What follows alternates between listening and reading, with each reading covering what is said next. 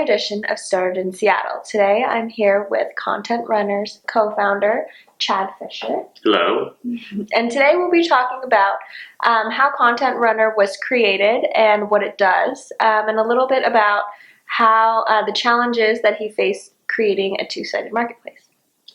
Thanks, Jessica. So first off, where did the idea for Content Runner come from?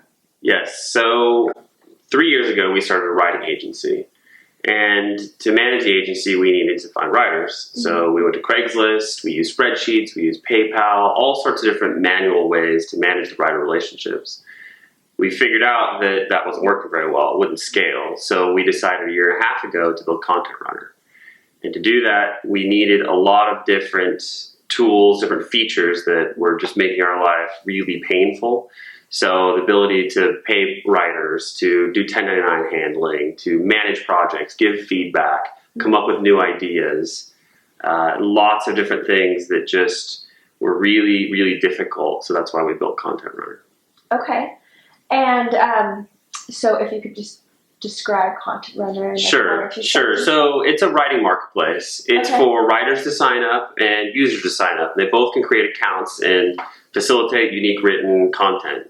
Okay. So right now we have about 430 user accounts, and for us, users are primarily agencies. So other companies that need to find writers and need help with blogs, newsletters, white papers, reports.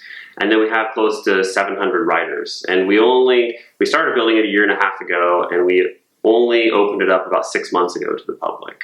So far it's grown really well. And in fact, this month, halfway through the month, we've already had our biggest month that we've had so far. Yeah, so it's going really well. We're adding new features all the time. We've got a big one coming out that will be great because it's going to allow writers to post their skills. So for example, if a writer has a financial services background and is very good at writing press releases, they could say, I'm going to write a financial services press release for $150. And then users will be able to browse this and find maybe there's another writer with healthcare experience, and they can look and find some talented writers with some deep industry expertise. Okay, awesome. And what have been the challenges you've faced thus far? Yeah, the biggest early on was finding users. Finding writers is no problem. If you have the work, the writers are going to come. Like it's very easy because they're getting paid. So they like it because they sign up for an account, they can browse projects, and they're getting work. But the users, you have to entice them. It's describing the features. So we have to explain to them, like, okay, here's everything you get. Like I said, all the payment processing, managing the projects, all that. But it's really giving them a hook because they already have a writing process currently, most likely. So you have to figure out a way to explain to them the value differentiation between what they're doing currently and why, an incentive as to why they join us. We've figured out a couple neat ways to get them to do that. A lot of times it's to give them a free credit. Since there's no cost to use Content Runner, it's absolutely free for a user because there's no monthly fee. It's not a SaaS service, it's transaction based. Okay. And we take close to 15% of the transaction, which is actually pretty low when compared to our competitors, which has also helped us attract more writers because the writers get paid more. Some of our competitors take 30 to 40%, so that means that the writers aren't as keen to work on that site. Okay, and who are your biggest competitors? Some of them, Writer Access, Text Broker, Skyward, Contently. There's quite a few of them in the writing space.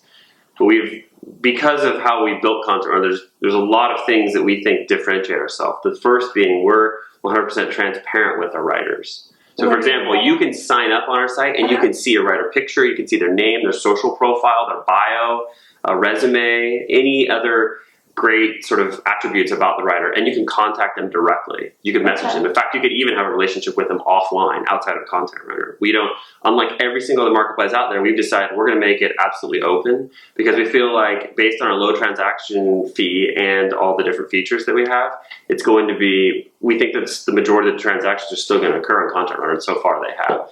Okay. Because the writer has incentive to stay on the site because they built a profile. We've got reviews, lots of other reasons for them to stay on there. And then the users, we're handling so much of the pain points. We're doing the payment processing. We give structure to the revision process. We do all those things that the writer or the user would have to do if they take that relationship offline. So we're not naive enough to think that it won't happen, but we also think that it's helped us sort of attract a different set. So that's one of the biggest features that we have that a lot of other marketplaces don't have. Other thing is things like we have a WordPress plugin, which is great because a lot of agencies are building their sites on WordPress. With a click of a button, you can bring your content over into WordPress automatically, which has been fantastic. We have the Idea Engine where we hook into Google Keyword Tool and Twitter. And if you punch in a keyword or two, we're going to give you tons of suggestions about what to write. Oh, that's So cool. yeah, that's been a really neat, and agencies like that because that's another pain point is what do I write about? I don't know where to start. Like I know I need to write about content marketing, or I need to write about some very non-sexy, industrial topic like pipe fitting or pipe bending. We have clients, it's amazing, like the types of stuff that they need to write about. And so that's another big thing. And all these different features that we've added, and plus just the user interface and the UI, which is very clean, especially when you compare it to our competition. Okay. Where do you see Content Runner in the next few years? The biggest change is, as I mentioned earlier, about the offerings, where we're going to allow writers to put forth their deep expertise and then their talent in a particular vertical. So that the front page of Content Runner will change from the standpoint of there will still be projects, just won't be at the very beginning.